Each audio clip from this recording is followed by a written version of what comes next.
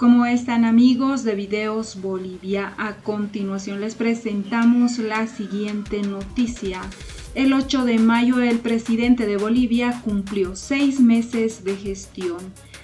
En una entrevista con los medios estatales, Luis Arce Catacora habló sobre su plan de reactivación económica y de salud. Además, se refirió a sus adversarios políticos. Al parecer, Evo Morales y los juicios a los opositores marcaron el medio año de gestión de Luis Arce Catacora. Escuchemos las palabras del presidente de Bolivia, Luis Arce Catacora, y luego continuamos. Buenas noches a todos ustedes. Muchas gracias.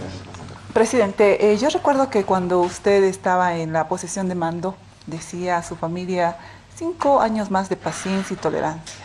Usted ha sido bastante tiempo ministro de Economía. Ha estado con el expresidente Evo Morales bastante tiempo. Y usted sabe que como funcionario público uno tiene ingreso, pero no tiene retorno. Entonces, ¿cómo usted equilibra en el tema de ser padre de familia y también gobernar a nuestro país? Bueno, es muy complicado, por supuesto, administrar el tiempo como uno quisiera, pero el rato que uno está con la familia tiene que darle calidad de tiempo. Esa es la manera que uno tiene para poder equilibrar los compromisos, el trabajo, las reuniones, los viajes que uno tiene que hacer con el poquito tiempo que uno le puede dedicar a la familia, así que hay que darle calidad de tiempo. Felizmente, los hijos ya están algo creciditos, 2 de ellos ya han hecho su familia, así que no tengo mucha obligatoriedad de estar conduciéndolos, ya están grandecitos, felizmente. Pero en la casa siempre hay que dedicarse un tiempo a las tareas normales y cotidianas que una persona hace en su hogar. Muchas veces hay que ordenar, muchas veces hay que estar ayudando en la limpieza, en fin, hay que hacer ese tipo de cosas y combinar con todo el trabajo y todo el compromiso que uno tiene en las actividades cotidianas del día a día. ¿Cocinar? Bueno, en esta posición es muy difícil, pero algún domingo sí lo hacemos. Presidente Nicolás Melendres de Bolivia TV, usted es conocido por las ciencias económicas, estudiante, docente, después ministro de Economía. ¿Qué hubiese pasado si no hubiera sido economista? ¿Qué profesión hubiese escogido? Bueno, es muy interesante la pregunta porque yo era inclinado a los números y la pretensión que tenía, como muchos de mis amigos de ese momento, yo tenía que estudiar ingeniería electrónica, era mi deseo de estudiar ingeniería electrónica. Lamentablemente yo salí bachiller el año 80 y ustedes saben que había la dictadura de García Meza. Se complicó el año escolar por una parte, pero por otra, para nosotros los que yo ya estaba metido en temas del Partido Socialista, uno en realidad muy joven, no había cabida, todavía la universidad lo manejaba gente de la dictadura. Entonces mis amigos entraron a la universidad y yo no pude entrar a la universidad. ¿No? Entonces estuve rezagado, mis amigos entraron a lo que queríamos estudiar, muchos entraron a ingeniería civil y yo tenía que entrar a ingeniería electrónica. Entonces no pudo ser y gracias al deporte logré entrar a la carrera de economía. Fueron momentos muy interesantes de lo que ocurrió eso. Pero sin embargo, y miren ustedes cómo es la vida, en el test de aptitudes que nos hacían en el colegio para ver dónde uno puede estudiar, a mí me salía medicina como la primera opción y muy de lejos con las otras, como ingenierías, arquitecturas y todo ello, salía muy lejos. Primero era medicina, ¿no? Y bueno, miren, ahora estoy de economista. Presidente, buenas noches. Eduardo Medina, de la Agencia Boliviana de Información. Presidente, en la etapa electoral vimos facetas de usted que no conocíamos. Lo vimos, por ejemplo, jugando básquet, pero algo que llama particularmente la atención es verlo coreando con guitarra en mano para el pueblo lo que es del pueblo. Coméntenos, presidente, cómo nace su afición por este instrumento, cómo empieza a tocarlo y si tiene alguna canción favorita. Mire, mi vida en la música es desde muy niño, muy joven. Yo aprendí a tocar charango primero. Yo toco charango y yo tenía inclinación de aprender a tocar varios instrumentos. Tocaba charango, tocaba zampoña. Y bueno, más adelante, mi tío tenía una guitarra Yamaha, me acuerdo muy bien, y él tocaba muy bien. Yo lo veía y quería aprender a tocar. Entonces un día me dijo, aquí está la guitarra, el rato que quieres entras, utilizas. Porque él sabía, porque él me veía tocar charango. Yo soy autodidacta, aprendí a tocar solo el charango, solo la zampoña y también aprendí a tocar solo la guitarra. Entonces, por supuesto, los grandes músicos que me ven tocar, van a decir que algunas cosas no las hago muy ortodoxamente, es porque yo aprendí solo a tocarla. Entonces, desde ahí mi afición por la música, por interpretar piezas musicales, especialmente la música nacional, que es una de mis más favoritas. Y bueno, miren, tengo varias canciones que me gusta tocar en guitarra, son las canciones de protesta, por supuesto, han formado mi juventud, ¿no? En la universidad, cuando en esas veces los jóvenes allá en la universidad lo que hacíamos era estudiar. Yo hacía un poco de política también, estuve en los centros de estudiantes y todo eso. Y también, por supuesto, en algunas oportunidades había las guitarreadas, que eran muy famosas entre los universitarios, que por supuesto era uno de los invitados especiales. Ustedes se imaginarán por qué.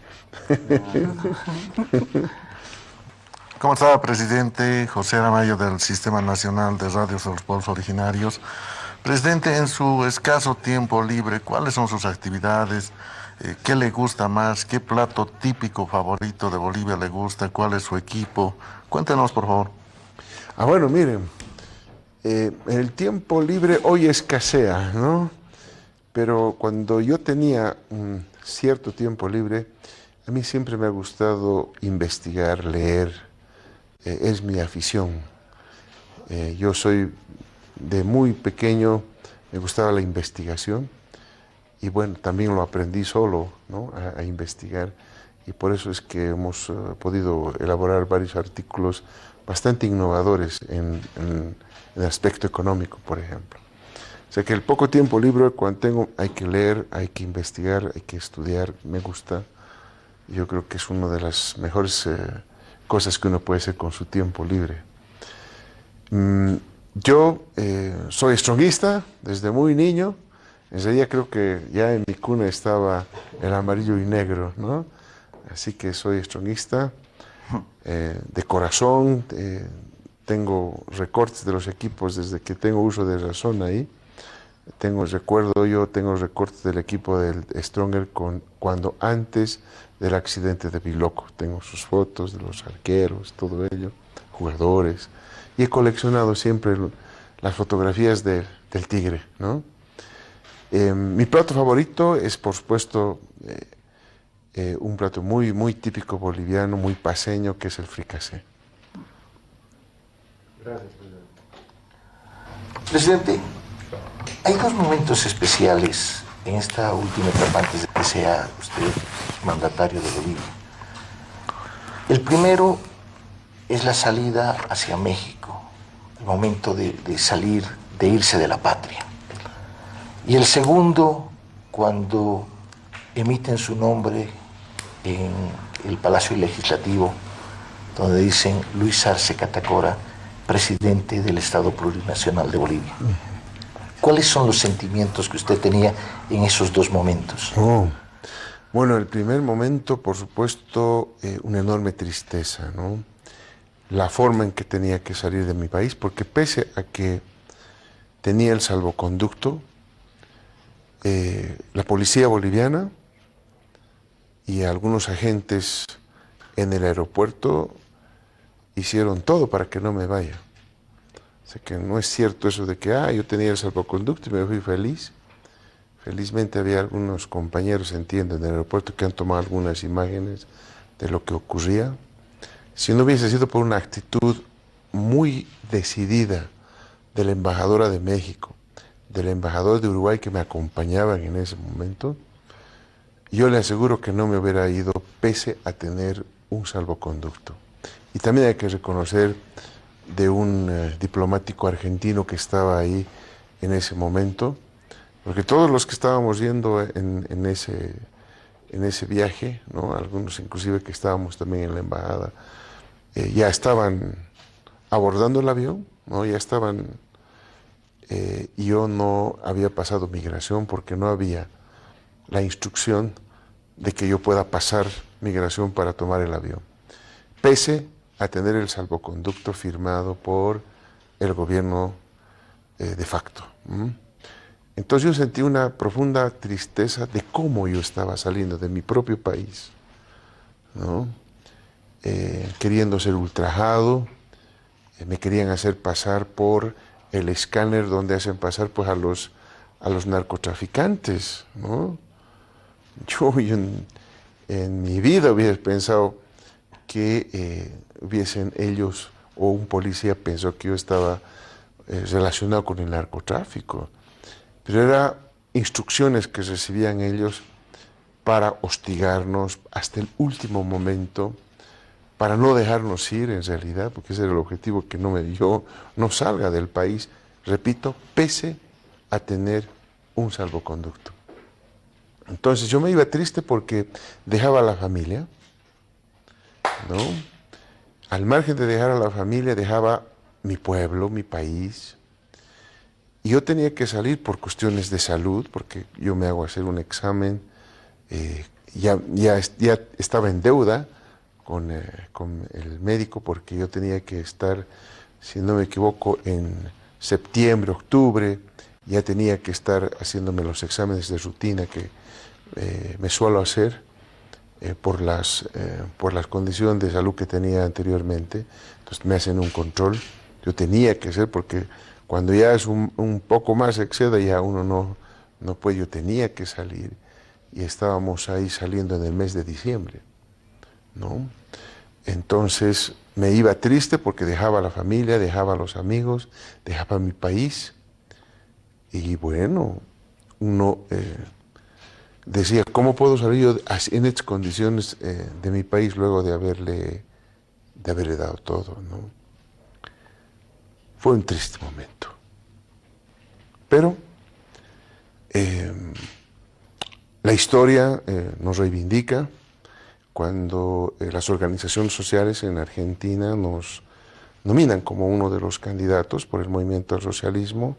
Han sido varios de ellos. Éramos 5 en realidad en la lista, recuerdo bien. Y bueno, al final del debate logran un acuerdo que después se plasma en una campaña que también ha sido muy complicada en nuestro país por muchas razones, y se logra el 55% gracias al apoyo popular, a la conciencia del pueblo boliviano. Creo que es muy, muy importante ese hecho.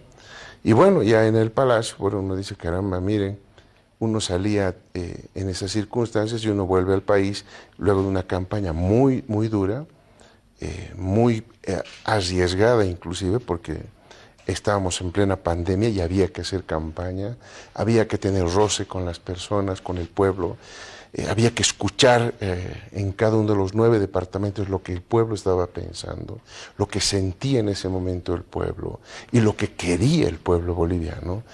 Eran momentos sumamente importantes para la población. Había una sensación de tristeza, de dolor, de temor al mismo tiempo, sumado con todo ese sentimiento en contra de un gobierno que había utilizado la fuerza, ¿no?, para someterlo, y además para cometer una serie de irregularidades, por ponerlo en ese término, que por supuesto eran absolutamente deplorables. Entonces, a mí me tocaba, ¿no?, luego de estar ahí en la Asamblea Legislativa y recibir la banda, la enorme responsabilidad de poder atender todo lo que esperaba el pueblo boliviano. Entonces, yo sentí, primero que nada, la enorme responsabilidad que me estaba dando el pueblo boliviano. Me sentí honrado por el apoyo que hemos tenido y, por supuesto, el compromiso de tener que trabajar, de tener que hacer las cosas bien para no defraudar esa confianza que el pueblo boliviano había depositado en uno. Presidente, ¿cómo le gustaría a usted que le recuerde el pueblo boliviano después de estos 5 años y la historia de nuestro país? Bueno, por supuesto, pues como un buen presidente que trabajó por su pueblo, que trabajó por especialmente los más pobres, los más humildes. Creo que hemos hecho un modelo económico que beneficia y que busca mejorar la calidad de vida de los más pobres, de los más marginados, de los que no tenían oportunidades. Y el modelo, durante los primeros 14 años de nuestro gobierno del movimiento socialismo, dio resultados y dio buenos resultados con respecto a otros que se han aplicado en la región y el mundo. Y por lo tanto, para mí, el gran orgullo sería que el pueblo me recuerde como un presidente que trabajó, que hizo lo que tenía que hacer y que benefició, por supuesto, a los más empobrecidos. Presidente, usted nos comentó hace un momento que en su juventud, militando en el Partido Socialista, uno vivió una época de golpe de Estado con García Meza. Y el día justamente de que asumió la presidencia, en su discurso, usted, citando al líder socialista Marcelo Quiroga Santa Cruz, nos dijo: no es el odio lo que impulsa nuestros hechos, sino una pasión por la justicia. Así es. En este marco conceptual, presidente, ¿cómo se está llevando a cabo el proceso de reconciliación del pueblo boliviano, tomando en cuenta que hubieron masacres en Sencata, en Sacaba, en Guayani, y la violación de derechos humanos? Bueno, lo que hay que entender es que en realidad la verdadera paz va a venir con justicia. No puede uno pensar siquiera, como lo hacía el gobierno neoliberal, el gobierno de facto, de que se puede pacificar sin justicia. Habían 36 muertos, hay familias, hay heridos, hay personas que han perdido familiares, ha habido gente torturada, y si no se resarce todo ese daño que se ha hecho, es difícil pensar en una paz, es difícil, es absolutamente idealista pensar esto. Está bien para el discurso, ellos lo hicieron, pensaron que sacar los tanques era pacificar. La pacificación no va por ese lado, la pacificación va por hacer generar justicia y cumplir lo que el pueblo boliviano nos mandaba durante esas jornadas que yo les mencionaba anteriormente, cuando hacíamos campaña. Cuando, ¿no es cierto?, el pueblo nos decía que quería empleo, que quería trabajo, que quería economía, que quería que recuperemos la patria, nos decía ahí la gente. Hay que recuperar la patria, nos decía. Entonces todo eso hacíamos, ¿no? Y bueno, creo que todo eso forma parte de la verdadera pacificación. Presidente, pese a la crisis del año pasado, aún hay intentos de desestabilizar este gobierno democráticamente electo. ¿Cómo se pretende contrarrestar estos ataques de algunos resabios que aún continúan en el país? Bueno, yo creo que el pueblo boliviano lo que quiere ahora es tranquilidad. El pueblo boliviano en octubre del año pasado decidió. Tenían las opciones, estaban ahí, los golpistas candidatearon. Y la gente a nivel nacional decidió. Yo creo que esa voluntad del pueblo tiene que respetarse. Y lo que nosotros vamos a hacer para poder responder esos intentos de desestabilización es mostrar gestión y mostrar resultados. Nosotros tenemos un plan que lo estamos ejecutando. Todo lo que habíamos prometido en campaña lo hemos ejecutado. ¿Ah? Habíamos hablado del bono contra el hambre, lo hemos hecho. Habíamos hablado del impuesto a las grandes fortunas, lo hemos hecho.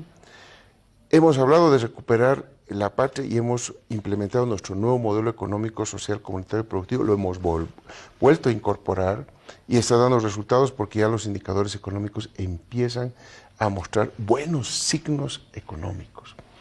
Hay indicadores muy importantes que muestran esa reversión ya de la tendencia que teníamos en años anteriores. Ahora, por otra parte, no solamente tiene que ver con gestión, también tiene que ver con esto que hablábamos de justicia. Ellos tienen que entender que si no hay justicia nunca vamos a poder generar esa paz social y nunca vamos a poder avanzar, porque son temas que a la sociedad le interesa también, porque hubo mucho dolor, hubo mucha muerte, se manejó mal muchas cosas en el Estado y nosotros estamos tratando de revertir todo ese tema con gestión, con resultados, como creo que la población ya los advirtió en los 6 primeros meses de nuestro gobierno.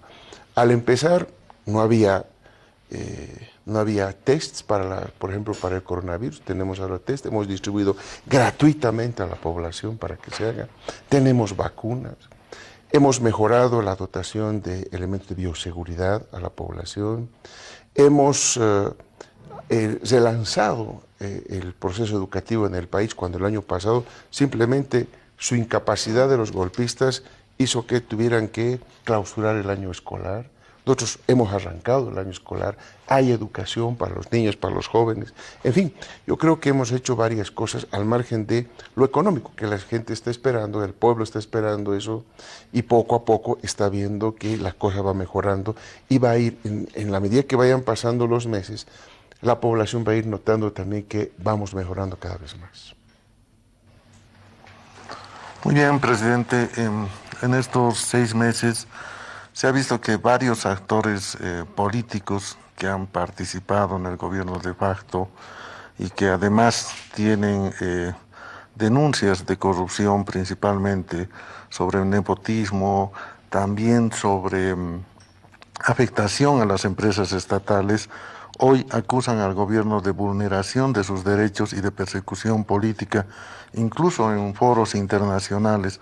¿Cuál es su opinión al respecto, presidente? Bueno, es una doble moral, ¿no? Una doble moral porque fueron ellos más bien los que violaron cuando estaban en el gobierno los derechos humanos, los debidos procesos, los que abusaron del poder. Están las imágenes circulando en redes. Yo no me estoy inventando absolutamente nada. Lo cierto es que ese hecho contrasta con ahora una posición absolutamente de victimización, cuando en realidad es nuestro gobierno el que ha respetado el debido proceso, el que ha respetado los derechos humanos. Es más, vemos en redes muchas veces que dicen, algunos comentaristas en redes que dicen que ya está bien que respetemos derechos humanos, pero ya parece privilegios, ¿no? En lugar de respeto de derechos humanos. Porque realmente hemos tratado de mostrar cómo se debe.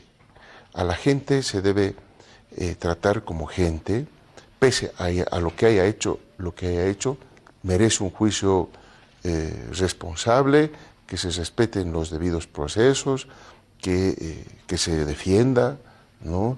Pero que también no se victimicen en una doble moral, habiendo ellos violado claramente los derechos humanos, habiendo conductas antieconómicas con el Estado, habiendo incurrido en actos de corrupción, que eso está justamente lo que está en discusión ahí en la justicia, ¿no?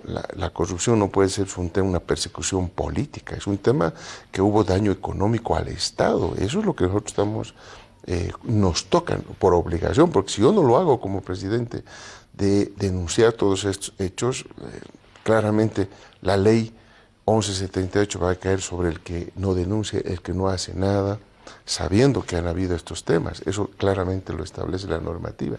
Nosotros tenemos la obligación de hacerlo, los ministros tienen la obligación de hacerlo, todo funcionario que haya encontrado, ¿no?, cualquier tipo de estos hechos tiene la obligación de denunciar cuando hay un atentado contra el patrimonio del pueblo boliviano. Por lo tanto, nosotros creemos que eso claramente en una actitud de esas es una doble moral.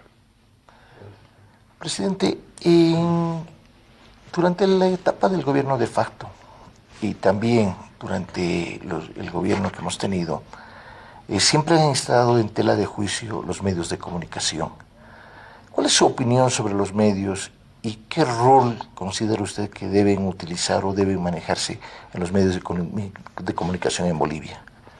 Bueno, los medios de comunicación hoy cumplen un rol sumamente importante y tienen que asumir con suma responsabilidad este tema.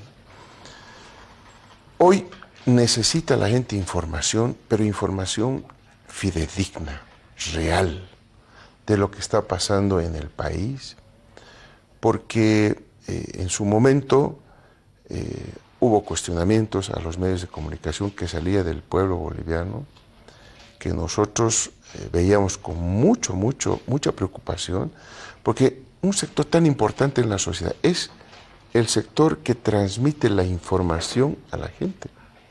La gente con esa información toma decisiones, ¿no? Y en momentos de pandemia, por ejemplo, veíamos cómo habían cadenas en nuestro país, pero solamente informaba una parte de la realidad cuando había otra realidad que estaba sufriendo el pueblo boliviano que no tenía cobertura.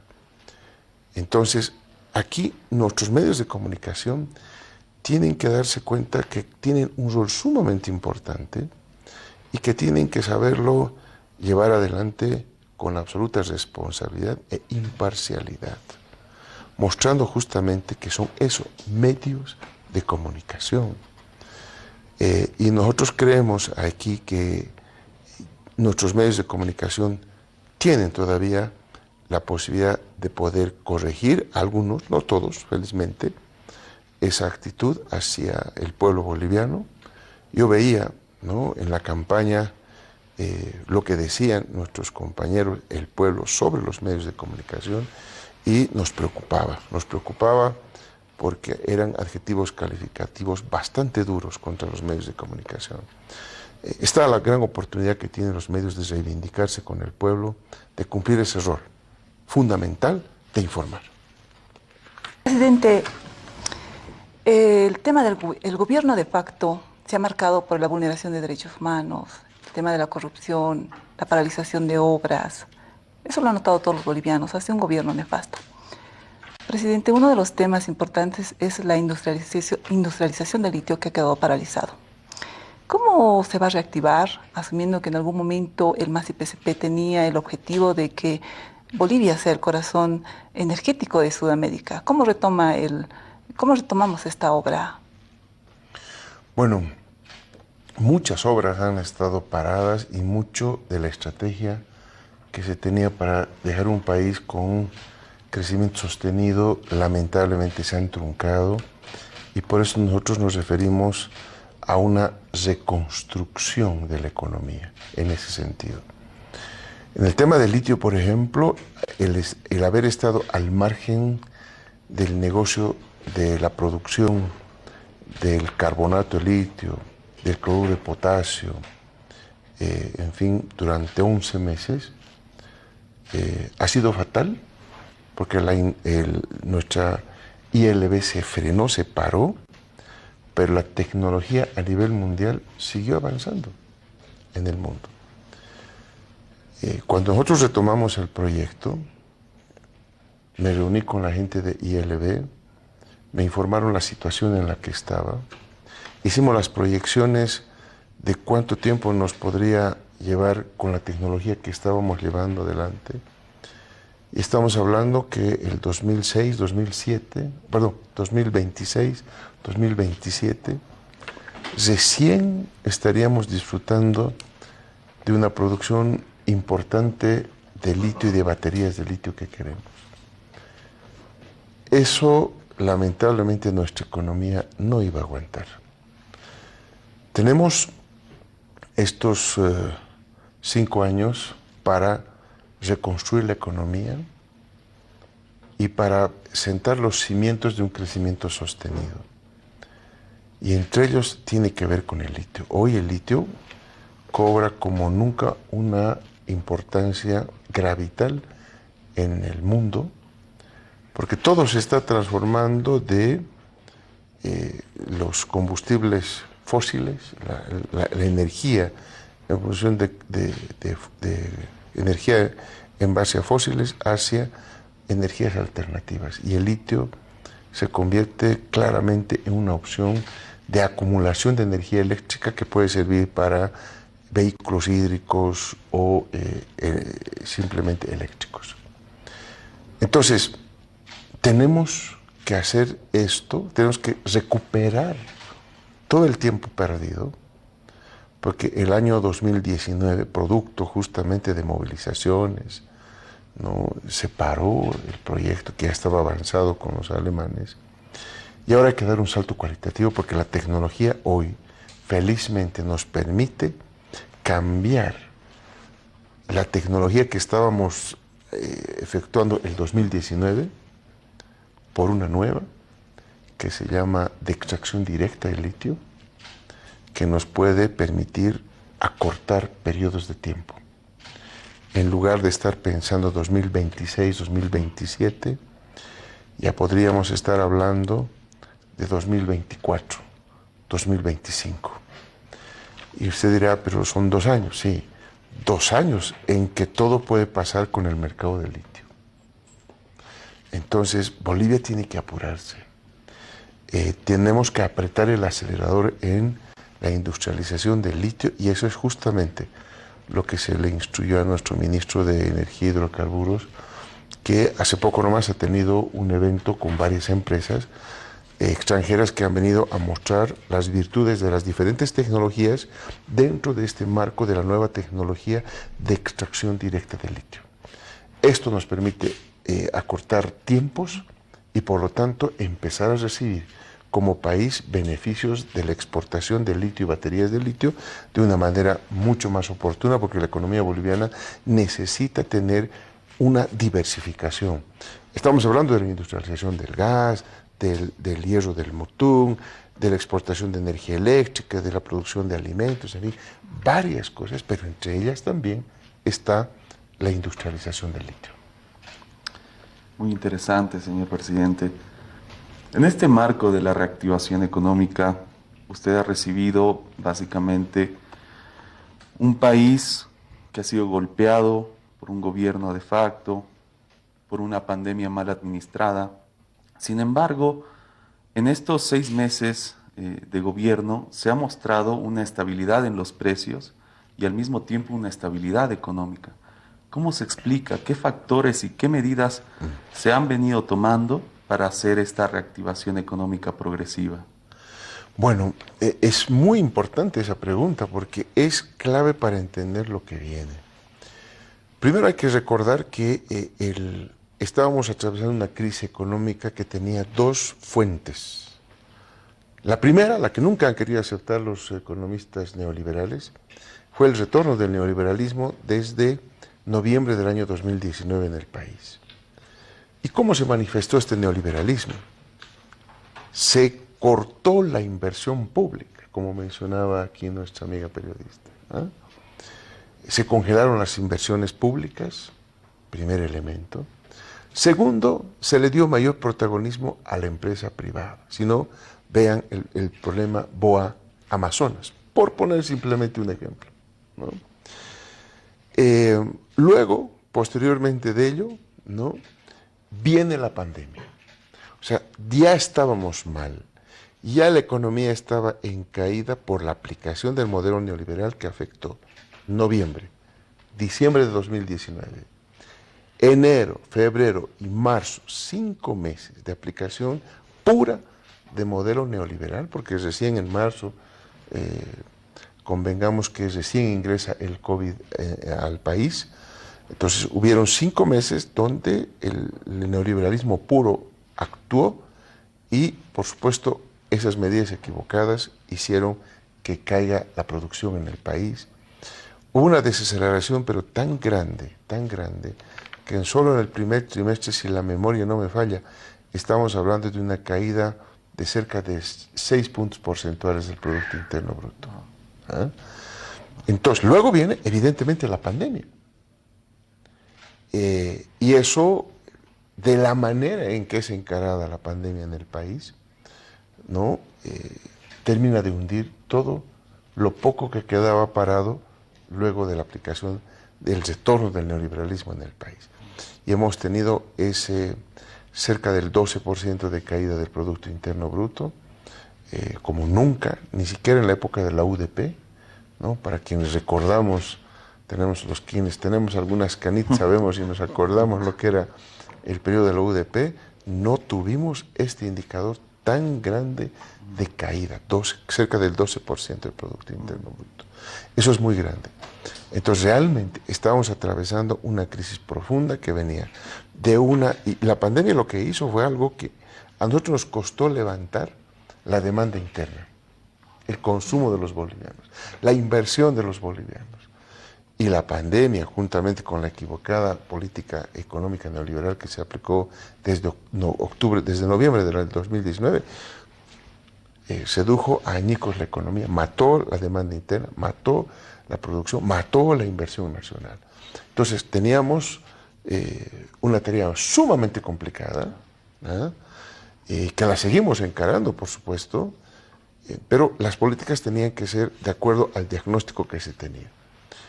Yo recuerdo en la campaña, ninguno de los candidatos tenía un diagnóstico adecuado de lo que tenía que hacerse en materia económica. Todo era que el MAS ha hecho esto, que el MAS, pero nunca había una propuesta para el país. Nosotros sí la teníamos. Y la gente hoy no se siente decepcionada porque está viendo que hay resultados. Nosotros lo que hicimos fue justamente todo lo contrario, descongelamos la inversión pública. Hicimos el máximo de los esfuerzos de reanudar la inversión pública, empezamos a ejecutar en noviembre, en diciembre, aceleramos la inversión pública como nunca. Hemos visto que lo poco que hemos podido hacer, ¿no?, en noviembre y diciembre del año pasado, han tenido nomás su efecto en la economía, si no la caída hubiese sido mucho más grande que el 12%.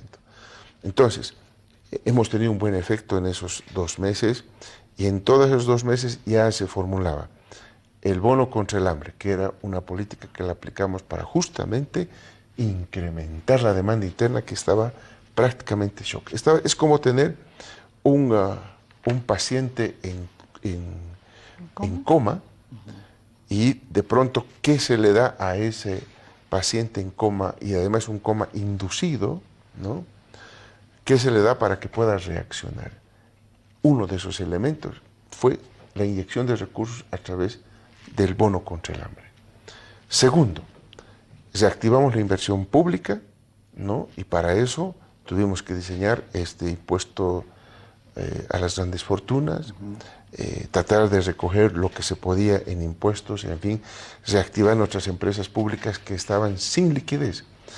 El gobierno de facto había sacado un decreto donde decían que si pueden que se reactiven las empresas públicas, pero el Tesoro no le va a dar un centavo. Pero eso destrababa todo el circuito de la economía.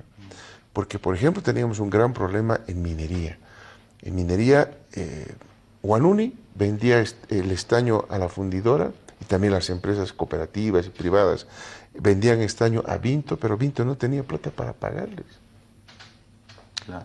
Entonces se trababa la producción, no había sueldos para las empresas mineras, y entonces era prácticamente lo que se estaba condenando es hasta que se cierren las empresas públicas. Y nosotros lo que hicimos fue todo lo contrario. Nuevamente, con nuestro modelo económico, inyectamos recursos a Huanuni, a Vinto, inyectamos recursos a nuestras empresas públicas para que reaccionen. Y las empresas públicas empezaron a reaccionar, generaron producción. Ese incremento de la inversión, más la reacción de la inversión pública, de la empresa pública, generó que la inversión privada, que el consumo, tras la inyección del bono contra el hambre, empiece a reaccionar y este paciente que estaba en coma inducido empieza a reaccionar. Empieza a reaccionar. Lo hemos visto ya con algunos síntomas, unos signos vitales, por ponerlo con la analogía médica. Ya en enero, febrero hemos empezado a ver algunos signos promisorios que se consolidan en marzo, que mejoran en abril y que ya en el mes de mayo uno puede decir, ya estamos. Si antes estábamos cayendo así en caída libre, estuvimos así detenidos y ahora empezamos la salida del fondo del problema. Estamos muy contentos que haya estado dando resultado todo el plan que se había generado. Sin duda, no se olviden, Uno de los factores también fue el crédito del 0,5% que lanzamos para las pequeñas y microempresas, que está dando resultado. Muchas empresas, las micro especialmente, estaban absolutamente en el fondo porque se habían consumido su propio capital. ¿Ah? Porque ¿qué hacían? Tenían que pagar, tenían alquileres, y no tenían recursos, no vendían, no producían. Entonces se lo comían su capital. Inyectamos ese capital, empezó a reaccionar, se empieza a mover la industria, la materia prima, en fin, la sustitución de importaciones poco a poco empieza a funcionar, y todo ello ya conduce a que los signos económicos son mucho, mucho mejores.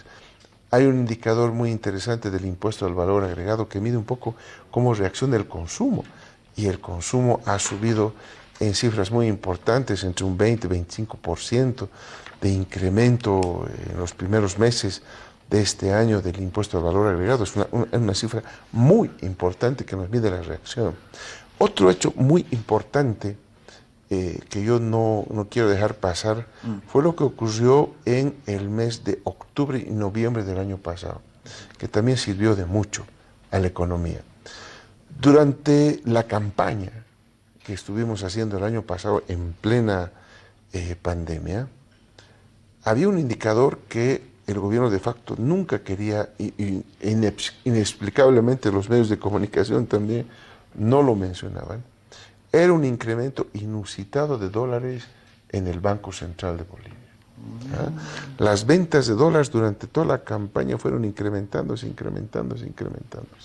Era la gente que retiraba su dinero de los bancos, que a su vez recurrían al final al prestamista de última instancia, que es el Banco Central, y eso subía la compra de dólares. Había incertidumbre. Ganamos las elecciones en octubre de ese año, y de pronto hay una caída, pero dramática, de la venta de dólares en el Banco Central de Bolivia.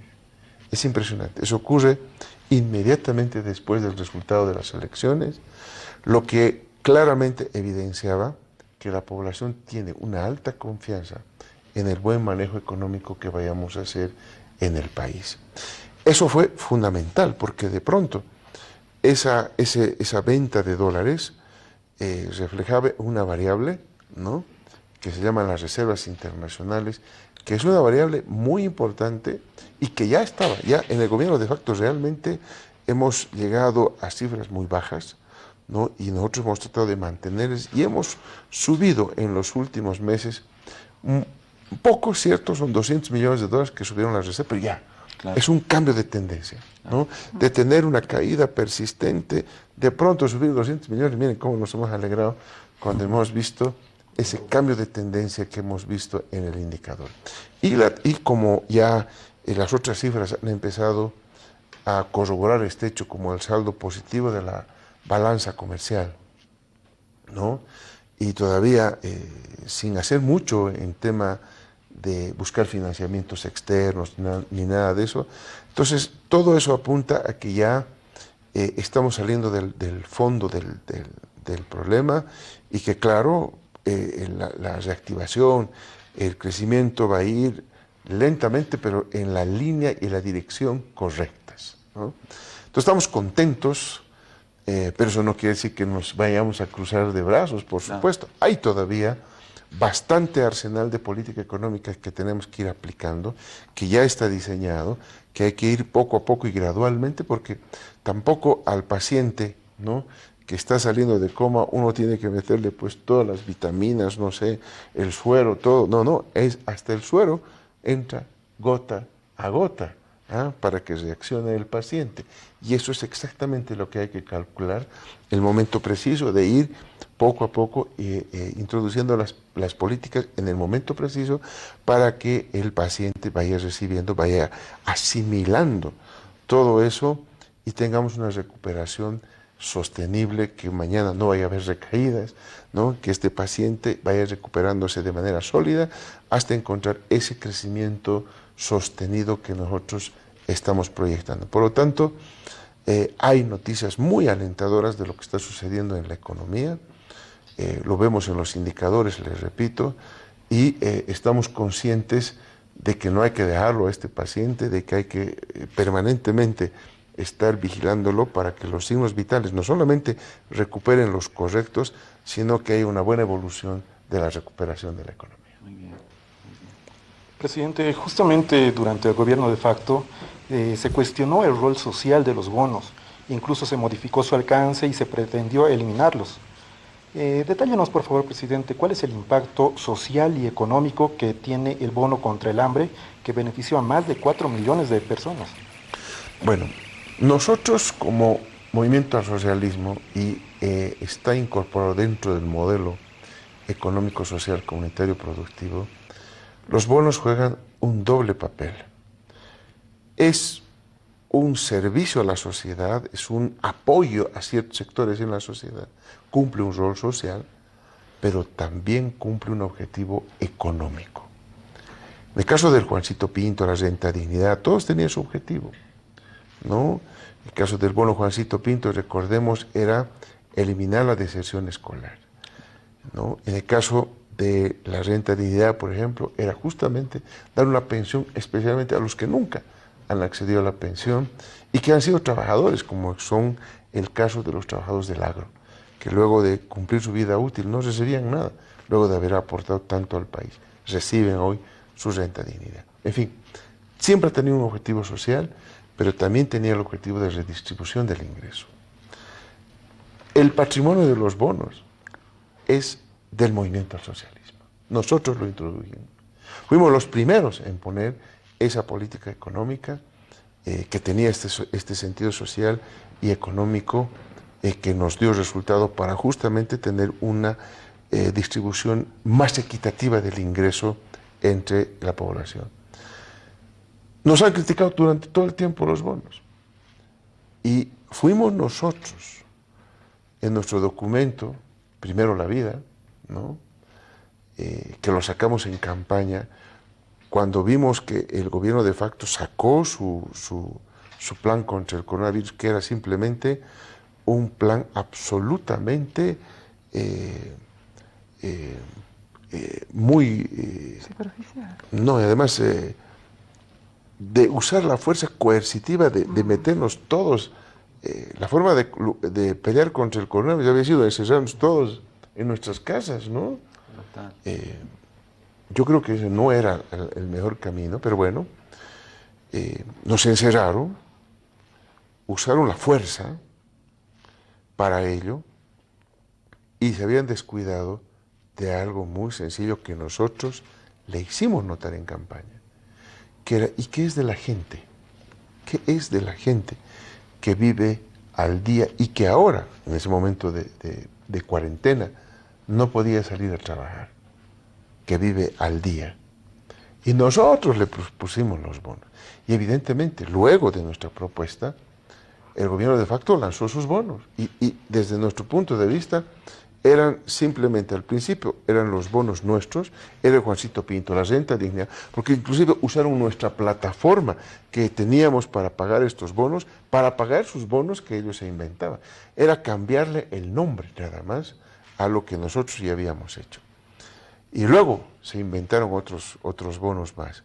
Por eso nosotros desde la campaña identificamos que para ayudar a esos sectores que habían sufrido la falta de ingresos, que habían tenido que hacer muchas cosas, se endeudaban, se estaban gastando sus ahorros, se comían el capital que tenían, en fin, tantas situaciones, porque estaban todos encerrados y todos tenían que comer, todos tenían que estar ahí, pese a todo lo que el esfuerzo que se hizo de que no paguen servicios y todo ello, pero no era suficiente porque el comer es la necesidad básica primordial. Uno puede estar sin luz, puede estar sin teléfono, pero no puede estar sin comer. Y esa necesidad no se cubría. Fuimos por eso los primeros en impulsar eso. Ellos lo hicieron de una manera muy improvisada, porque inclusive las fechas en que iban a pagar el bono se tenían que postergar, porque había una improvisación total en las medidas, recordemos. Nosotros, cuando lanzamos el bono contra el hambre, ¿no?, lo hicimos sabiendo a dónde íbamos a beneficiar. Y hay un sector donde los bonos del gobierno de facto no llegó y donde sí llegó nuestro bono contra el hambre. Usted tiene que saber que el sector más beneficiado del bono es la gente joven. Es la gente joven. ¿Ah? Y nuestro país hoy está pasando por un proceso importantísimo que se llama justamente el bono demográfico, y no es ningún bono económico, sino es una situación en que pasa un país en la que la mayor parte de la población es joven. Y eso ocurre solamente en una etapa histórica del país. Luego se va pasando a otras etapas y luego vamos a enfrentar situaciones de una pirámide etaria como la que tiene en Europa, por ejemplo, donde la mayor parte es gente de edad avanzada. Y eso tiene un problema también en la economía de un país. Entonces, hoy tenemos ese bono demográfico que hay que saberlo cuidar. Por eso apuntamos. Por eso en la campaña decíamos nosotros que apuntamos a los jóvenes, que estamos dirigiendo la economía hacia los jóvenes. El bono contra el hambre benefició fundamentalmente a la gente joven. Muy bien. Cambiando de enfoque, presidente, ¿cómo ve usted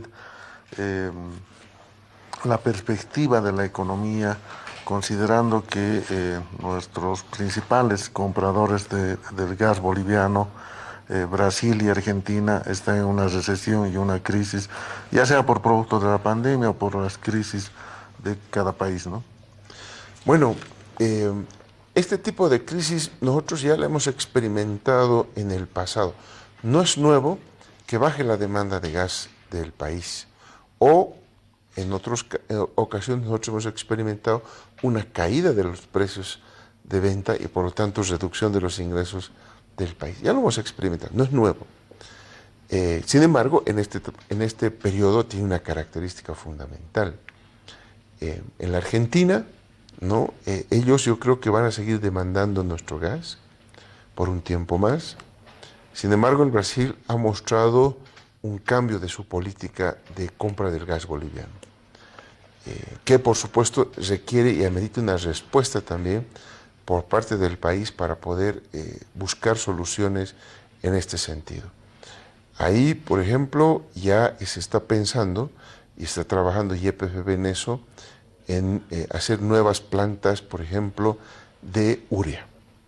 La urea tiene un buen mercado, ¿no? Y es gas. Es otra manera de vender el gas. Brasil no va a querer quizás nuestro gas en los volúmenes que quería, pero Brasil sí necesita nuestra urea. Perú sí necesita nuestra urea. Argentina necesita nuestra urea. Miren, en el caso de Brasil están importando urea desde Rusia, ¿verdad? Y nosotros estamos al lado. Entonces tenemos que apurarnos en el proceso de industrialización en el tema de gas para que no tengamos que depender del precio de exportación del gas en bruto hacia la Argentina o hacia el Brasil. La lógica de industrialización de nuestros recursos naturales es el eje fundamental. Y para que no estemos solamente basándonos y mirando ahí, hemos empezado ya hace tiempo atrás en la diversificación de la industrialización de nuestros recursos naturales. Es el caso del hierro del Motún, que queremos producir hasta cero. Es el caso del litio que mencionábamos al iniciar la entrevista, también es otro elemento ahí. Está la exportación de energía eléctrica como país, porque vamos a tener una capacidad importante como para poder exportar. En fin, yo creo que ya la economía boliviana va consolidándose ya como una economía diversificada y no solamente centrada y basada en la preocupación de lo que puede ocurrir con el volumen o el precio del gas. Entonces, esa economía, adicionalmente de estos proyectos, digamos, estratégicos de recursos naturales, tiene que contemplarse mirando este otro tema, que es lo que nosotros hemos planteado, que es la industrialización con sustitución de importaciones, donde se encuentra ya que se está avanzando de a poquito, la producción de nuestra planta de diésel ecológico sustentable. Bolivia tiene que producir diésel ya no en base a hidrocarburos, hay otras materias primas que van a jalar, agropecuaria, que va a jalar nuestra industria, que va a jalar también el reciclaje, porque vamos a entrar a reciclar los aceites utilizados. Entonces va a generar empleo, va a generar muchos procesos de acopio del aceite utilizado, y por supuesto, ese es un elemento de la sustitución de importación, ese es un producto, quizás el más importante. Ahí vamos a ahorrarnos cerca de 800 millones de dólares año, ¿no? Solamente en hacer una planta que nos cuesta entre 250 y 350 millones de dólares, dependiendo de la tecnología. ¿Ah? Entonces, miren ustedes, en un año vamos a pagar las 2 plantas, ¿no? Y quizás nos dé un físico para hacer 3 plantas. Entonces, eso hay que mirarlo con calma, pero ya hay que arrancar eso. YPF ya ha tenido hace un mes atrás este mismo concurso que hemos visto en ILB, donde se ha invitado a empresas para que puedan venir a ofrecer sus tecnologías. Y ya YPF está trabajando porque ya tenemos que arrancar en esto, porque esto va paralelo con un desarrollo agropecuario. Hay que plantar, ¿no? Hay que sembrar la materia prima que va a necesitar esto. Entonces, va a haber un empuje económico importante con nuestra planta, pero eso evidentemente, eso va a ser en 2, en 3 años, y mientras tanto hay que planificar todo ello. Pero ¿y en el corto plazo qué? Está la sustitución de importaciones, ¿no? Con todo lo que es la micro, pequeña y gran empresa que está desarrollando proyectos de sustitución de importaciones con créditos del 0,5%. Están nuestros proyectos de impulso al sector agropecuario, por ejemplo. Ya se lanzó el tema del trigo, de un precio al cual EMAPA va a comprar para incentivar la producción de trigo, y eso es sustitución de importaciones. El productor boliviano, con el precio que le estamos poniendo, va a estar motivado, incentivado de producir trigo, y eso quiere decir que vamos a dejar de importar el trigo. Entonces, es importante, sustitución, aumenta la producción, hay más empleo, más ingreso en el país. Y de esos van a ir saliendo todos los programas que se están elaborando justamente para ir sustituyendo importaciones, de incrementar la producción de materia prima, y eso es lo que va a dinamizar en el corto plazo la economía. En el largo plazo seguirá las carreteras, seguirá la construcción de puentes, seguirá la industrialización de nuestros recursos naturales. En fin, todo eso estratégico será nuestra planta de diésel ecológico, que eso hay que seguir y todos los años se va a ir avanzando. Pero lo que realmente va a dinamizar de manera muy clara la economía son estos 2 sectores, agropecuario y la industria, construcción más. Presidente, se puso el impuesto a la riqueza como un avance para este crecimiento sostenido que usted manifiesta. ¿Qué acciones y qué proyectos se tienen a futuro para seguir en esta dinámica de este crecimiento sostenido? Bueno, el impuesto a las grandes fortunas va en esta dirección. Durante el periodo de la pandemia, la cuarentena y el gobierno de facto, han habido 2 cosas que particularmente no me han agradado de la economía boliviana, que se han revertido de lo que nosotros estábamos avanzando antes del golpe del Estado. Es el tema de la pobreza y el tema de la redistribución del ingreso. Durante el gobierno de facto aumentó la pobreza. Eso lo dice hasta la CEPAL, ¿no? Y de acuerdo al estudio está un incremento entre el 2 y el 3% del índice de pobreza, que es harto, en menos de un año. Pero el otro factor que se revirtió fue que durante nuestro gobierno, nuestro primer gobierno del movimiento al socialismo, estábamos reduciendo la brecha entre ricos y pobres. En otras palabras, la distribución del ingreso estaba siendo cada vez más igual. Viene el gobierno de facto y nuevamente empieza a abrirse la brecha entre ricos y pobres, empieza a abrirse esa diferencia, esa desigual distribución del ingreso entre los ricos y los pobres en el país. Y eso no es bueno. ¿Por qué? Nosotros demostramos en el primer gobierno que la hipótesis que nosotros manejábamos en el 2005 cuando elaboramos, cuando construíamos el modelo económico, social, comunitario, productivo, era que un país más igual crece más rápido. Y lo que buscamos con este impuesto es que nuevamente los índices de diferencia entre la distribución de ingresos entre ricos y pobres vuelva a cerrarse para tener una economía más igual y el crecimiento sea más rápido, porque eso es lo que necesita el país en estos momentos de crisis. Lo más rápido posible, el crecimiento más rápido posible, ¿no? Y la evidencia empírica que tenemos en nuestro país es que cuando la economía empieza a cerrar esas brechas, el crecimiento es más rápido. Entonces, implementamos y lo concebimos así cuando estábamos elaborando el plan para el país en la campaña, porque ese es uno de los objetivos que busca. No busca dañar a los ricos, no, busca esos recursos, invertirlos en revertir la pobreza, busca revertir esa brecha que se empieza a abrir nuevamente entre los que tienen más y los que tienen menos.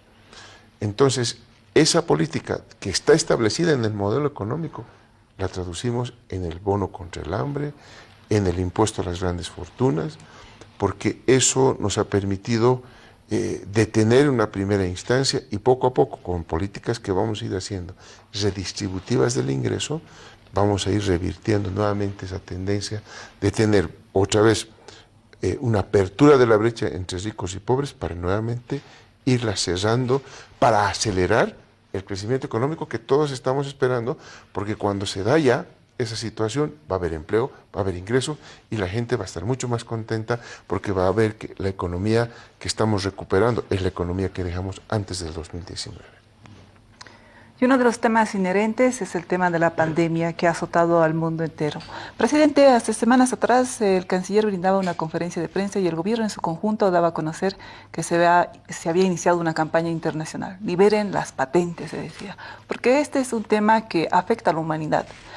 Presidente, ¿usted ha tenido contacto con algún homólogo para abordar este tema? Ha habido algunas adhesiones, ya sabemos, de Rusia, incluso Estados Unidos, la Unión Europea. ¿Se va a intensificar esta campaña en organismos internacionales? ¿Cómo va a trabajar el gobierno? Por supuesto que hemos conversado. Lo conversamos con el presidente Andrés Manuel López Obrador en México. Lo abordamos con el presidente Alberto Fernández, en llamadas telefónicas que hemos tenido con él, donde nos preocupa, ¿no? Nos preocupa el hecho de que no esté dando solución estructural al problema de la pandemia a nivel mundial. No es una locura, no es un capricho lo que nosotros planteamos. ¿Por qué? Porque se ha demostrado en el mundo que mientras los países ricos han acaparado las vacunas, la mayor parte de las vacunas se ha ido a parar, ¿no?, a manos de los países ricos, nosotros como país hemos hecho el esfuerzo de comprar las vacunas, pero no hay que olvidarse que hay muchos países que no tienen los recursos para comprar la vacuna y se han abocado solamente al sistema COVAX, donde el sistema COVAX solamente le garantiza las vacunas gratuitas, pero para el 20% de su población, y que del 80%. Nosotros dijimos, está bien, COVAX podemos entrar, que nos puedan proporcionar las vacunas, y además uno no sabe ahí cuándo le van a llegar, no puede planificar su sistema de vacunación, y por eso nosotros entramos de plano a la compra. Y cuando entramos a la compra, ahí vimos el mercado. La vacuna se había convertido en una mercancía más en el mundo. El capitalismo salvaje demostró ahí claramente.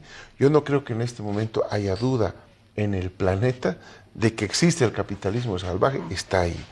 Estaba la humanidad pendiente del problema del COVID-19, la vacuna la habíamos encontrado muchas empresas y todas acaparaban el tema de la producción y el tema de la distribución hacia quienes, bueno, se beneficiaban, que son los países ricos. ¿Y en los países pobres qué?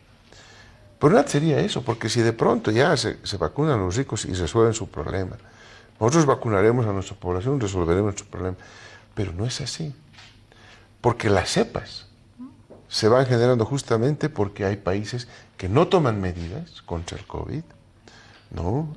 En América Latina tenemos varios países que no han tomado medidas, y entonces eso recrudece, empiezan a formarse cepas, ¿no? Que la vacuna no las puede combatir, ni inclusive los tests, ¿no? Muchos de ellos empiezan a dejar de poder identificarlos, testearlos, detectarlos, y de pronto se vuelve al mismo ciclo de la pandemia, y vamos a tener no solamente tercera ola, sino cuarta, quinta, esto hasta que la sociedad pueda vacunarse, el mundo estoy hablando, ¿no?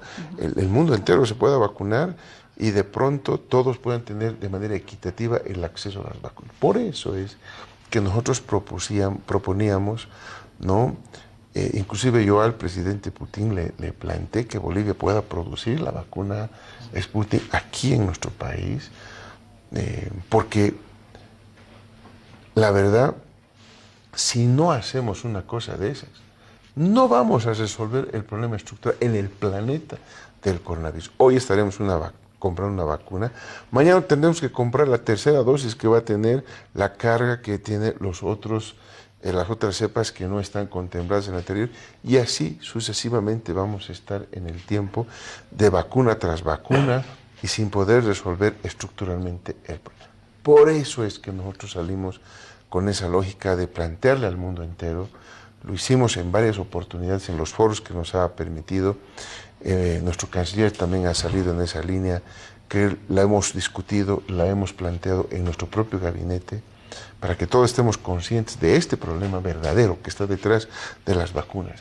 No es un capricho, no es un tema ideológico, es un tema real, que si no se resuelve de esa manera, no va a haber una solución estructural al planeta. Gracias, presidente.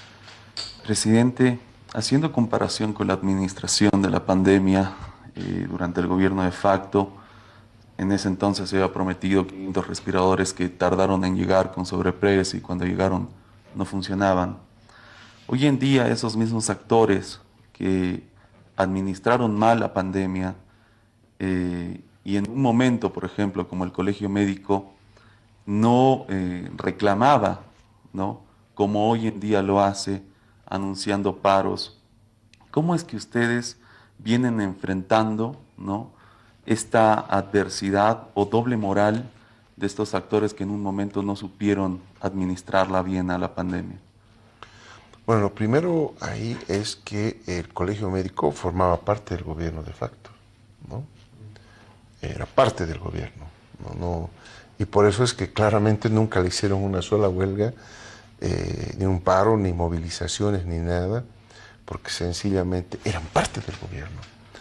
Y eso fue lo que a nosotros nos extrañaba. Estando los médicos ahí, la estrategia de encarar el tema se reducía simplemente a una actitud coercitiva de encerrar a la gente y, bueno, darle horarios muy limitados, donde en realidad, desde mi punto de vista, como había horarios muy limitados, había pues mucha más roce de gente ahí en los mercados en el espacio tan corto de tiempo, ¿no?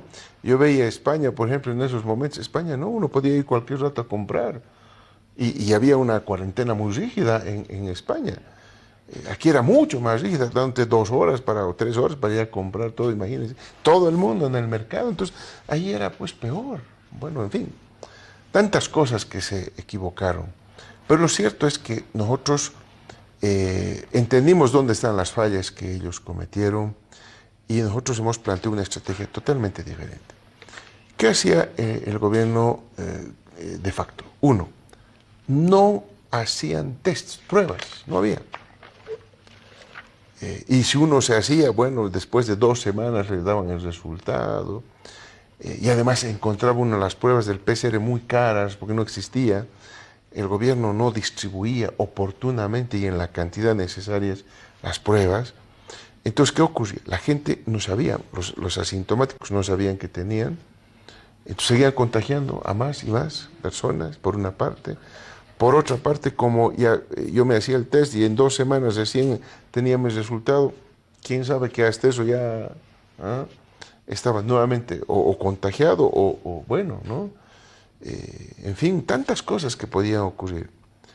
Y lo peor, no se hizo la defensa en el primer plano, es decir, en la prevención En la medicación, como vamos a ver la diferencia que hemos hecho nosotros, y sencillamente se esperaba que las personas empiecen a agravarse, porque hay que decirlo con claridad, hay tasas de letalidad que se estaban manejando a nivel mundial de esta enfermedad, o sea que necesariamente iban a haber personas muertas, así es una pandemia, lamentablemente, y por lo tanto estaban esperando que ya las personas entren, ¿no?, en un periodo tan complicado que necesariamente iban a unidades de terapia intensiva, donde la probabilidad de recuperar era muy baja, no había medicamentos, y ahí se queda. Esa era la lógica de enfrentamiento, y por eso todo el mundo les pedía más unidades de terapia intensiva, porque no se actuaba en el primer segmento, que creo que había que hacerlo, y nosotros lo hicimos. Entonces recordará que yo los convoqué a los gobernadores, a los alcaldes, porque cuando yo ahí les expliqué nuestra estrategia. Yo les dije, entiendo que ustedes no tienen plata suficiente para hacer la compra de las pruebas, del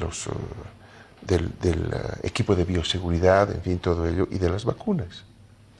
Nuestra lógica, les expliqué nuestra estrategia, que era muy diferente a la del gobierno golpista. Nuestra estrategia era más bien hacer la mayor cantidad posible de pruebas. Trajimos nosotros como nunca la mayor dotación de pruebas y la distribuimos gratuitamente a las gobernaciones y estas a los municipios para que se hagan la mayor cantidad de pruebas. Esa fue nuestra estrategia. ¿Por qué? Porque teníamos que detectar a la gente.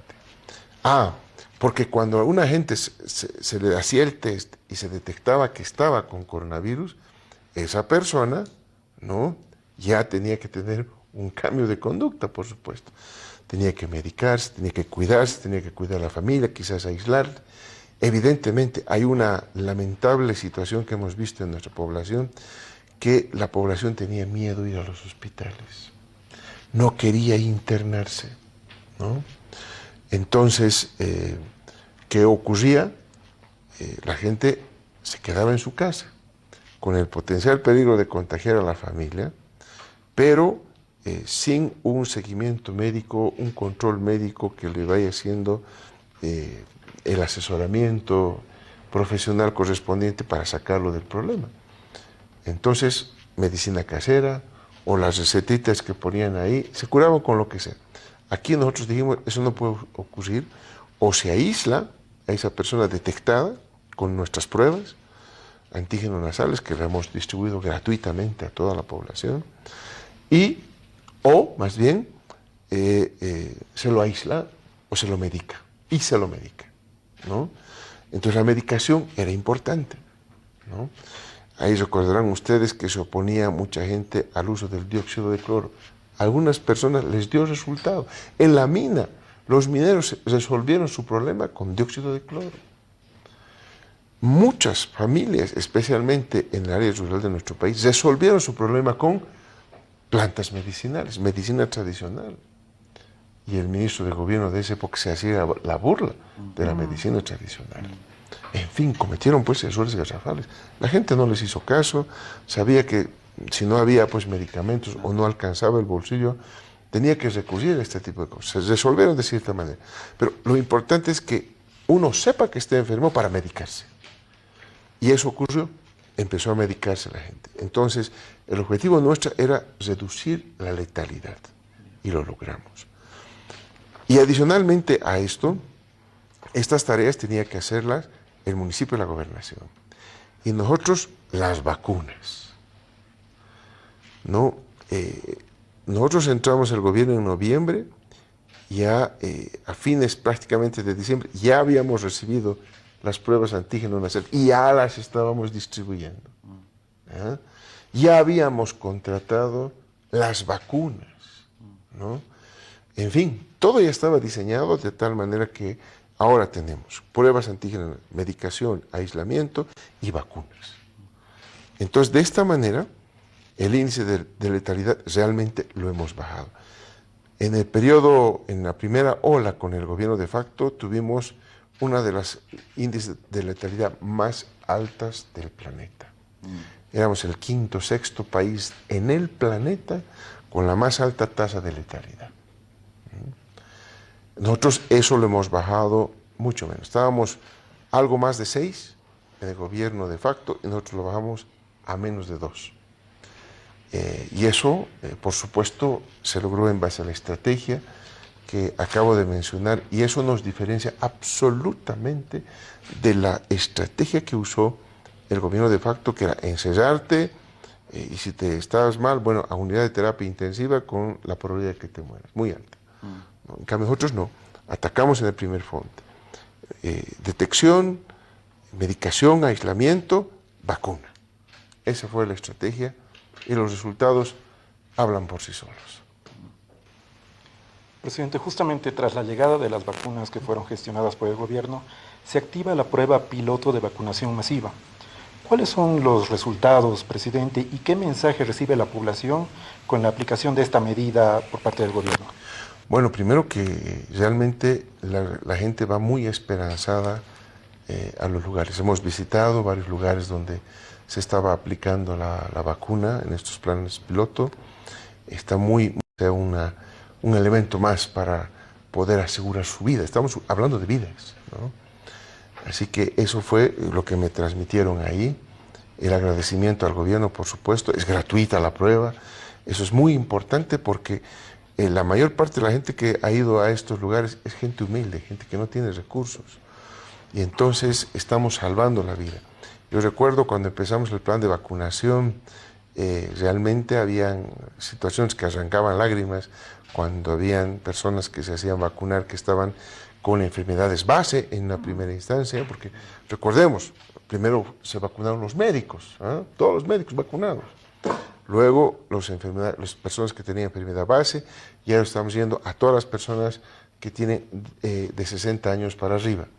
Entonces, la mayor parte que estaban en estos lugares eran personas mayores, que me decían, ¿no es cierto?, estaban muy contentos porque me decían, ahora me van a dejar salir, decían. Porque claro, los familiares cuidándolos y en todo su derecho, no los dejaban salir a las personas mayores. Ahora tienen algo más de libertad, creo yo. Evidentemente, yo les decía, sí va a poder salir, pero siga cuidándose, siga teniendo, baje la guardia, ¿no? Y ellos entendían perfectamente ese hecho. Así que hay una aceptación. Yo creo que los números son muy buenos. De la lentitud con la que estábamos yendo con las gobernaciones y municipios que estaban encargados de la vacunación. Cuando entra el gobierno nacional con estos programas de vacunación, inmediatamente el número de vacunados sube, ¿no? Sube significativamente. Entonces, más o menos los números ahí, nuestro ministro de Salud nos puede dar mucho más, pero más o menos de 1 a 6 es lo que sube la gente vacunada, ¿no?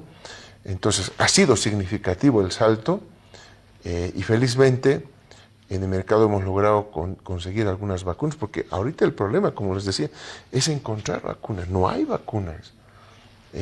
Entonces, logramos comprar vacunas que están llegando hasta el 15 de este mes, por ejemplo, 1 millón. Entonces, todo el stock que tenemos, la instrucción es, bueno, de una vez, aceleren la vacunación, porque de nada nos sirve la vacuna que está en el refrigerador ahí. Nos interesa que esa vacuna esté en el cuerpo humano de alguno de nuestros bolivianos, y que pueda servirle para poder, en su caso, enfrentar un contagio eventual del coronavirus, o darle, pues, ¿no?, la inmunidad necesaria para enfrentarlo. O sea que estamos en esa lógica de poder darle y brindarle a la población, lo he entendido así. Hemos mejorado sustancialmente el índice de vacunación. Es la prueba piloto exitosa desde todo punto de vista, no solamente por los fallos, los errores que podemos tener en la organización de toda la gente, pese a que he visto varios lugares muy bien ordenados. En el Alto, por ejemplo, ha sido impresionante la organización que ha habido para poder generar una vacunación en gran escala. Así que estamos muy alentados en este plan piloto, con algunos ajustes que se tengan que hacer procedimentales. Vamos a tener que implementando. No se olviden, con 200.000 vacunas hemos estado a este ritmo. Nos va a llegar 1 millón de vacunas. Entonces tenemos que realmente pisar el acelerador para vacunar a la mayor gente posible, ¿no? Bien, para cerrar esta entrevista, presidente, ¿cuál es el mensaje para el país, considerando que hay 2 hitos muy importantes? Uno, el 18 de octubre, es la recuperación de la democracia y también los primeros 6 meses de gestión de su gobierno. Yo creo que cuando entramos al gobierno, habían justamente 3 retos, ¿no? La pandemia, la educación y la economía. Y la hemos abordado justamente, no solamente estas 3, por supuesto, pero estas eran las más importantes, las que la población tenía mucha expectativa de que se resuelvan estos problemas. Y estamos muy bien encaminados en los 3 aspectos. En educación, creo que está claro que hoy muchos niños jóvenes que el año pasado no pudieron acceder a la educación, especialmente en el área rural, hoy o están pasando clases semipresenciales o están pasando clases también de manera virtual, pero están pasando clases. Segundo, estamos hablando de que en el tema de la pandemia, como lo mencionaba, hay avances. Redujimos el índice de letalidad, que eso es muy importante. Lo que quiere decir que estamos haciendo el esfuerzo para que menos gente muera con el contagio. Eso, así de simple, es este hecho y lo hemos logrado. Es muy importante eso, con todo lo que he descrito que se ha hecho. Entonces, la gente sabe que ha habido un mejor manejo del problema de la pandemia. Hay resultados objetivos, muy claros, inclusive elogiados por organismos internacionales, ¿no? Solo que evidentemente en nuestra prensa no repercuten tanto estos logros, que son ponderados por organismos internacionales. Y el tercero, ¿no? El tercero, que es el tema económico, que como también lo mencionaba, está claro que estamos en la dirección correcta, estamos avanzando y de esto por supuesto que vamos a salir. La luz al final del túnel está cada vez más cerca, estamos viendo con más claridad este hecho, felizmente para todos, porque nos va bien a todos, ¿no? Y entonces estamos muy contentos con los resultados que hemos obtenido en estos primeros 6 meses, con los 3 principales problemas. Hay evidentemente otros problemas más que nos hemos ido enterando durante el manejo del Estado, que felizmente también los hemos ido resolviendo uno a uno, pero estos creo que eran los 3 principales problemas que nos reclamaba la población durante la campaña, y creo que hemos encarado con estrategias, cada una por supuesto diferente, pero con resultados. Lo importante aquí son los resultados y la gente lo está sintiendo en su bolsillo, en su salud o en la educación de sus hijos. Entonces creemos que estamos bien. No quiere decir que nos vamos a cruzar de brazos, eso debe quedar absolutamente claro. Hay mucho por hacer todavía y lo vamos a hacer, vamos a trabajar muy contentos para tener no solamente estos resultados que son buenos, queremos mucho mejores resultados porque así lo demanda y así debe trabajarse para el pueblo boliviano. Muchísimas gracias, señor presidente, por haber estado con nosotros. Esas fueron las palabras del presidente de Bolivia, quien cumplió 6 meses de gestión en Bolivia. En la presidencia de Bolivia, Luis Arce manifestó que todo apunta a que ya estamos saliendo del fondo del problema. En una entrevista con medios estatales del país, Luis Arce dio su informe de gestión y habló sobre su plan de reactivación económica, de salud y además se refirió a sus adversarios políticos. Pero la gestión de Luis Arce Catacora estuvo marcada por las decisiones de Evo Morales y los juicios a opositores que marcaron el medio año de Luis Arce Catacora.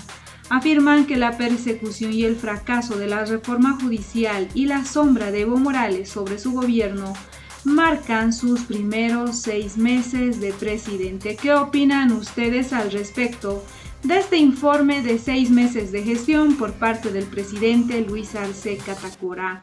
¿Cuántos de los hechos que ha mencionado el presidente de Bolivia, Luis Arce Catacora, son hechos que realmente acontecieron de esa forma? ¿Cuántas mentiras hay en la valoración del presidente de Bolivia, quien no habla de los problemas judiciales, del tema de la corrupción, ni de los impuestos que se pretende cobrar? No olviden dejarnos sus percepciones al respecto de este informe por parte del presidente de Bolivia, Luis Arce Catacora.